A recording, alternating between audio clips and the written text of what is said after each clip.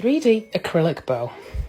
So this is on a V-cut French. So what I did was I did the nail bed in a V shape, and then I've put red on the tip.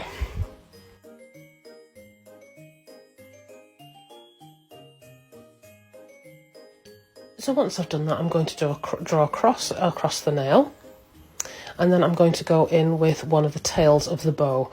So I do a long thin strip with my acrylic, and then you'll see I press my brush either side. So I press it to the right, then to the left, then to the right again, and to the left, to create those ripples in the bow tails, as it were, or the bow ribbons rather.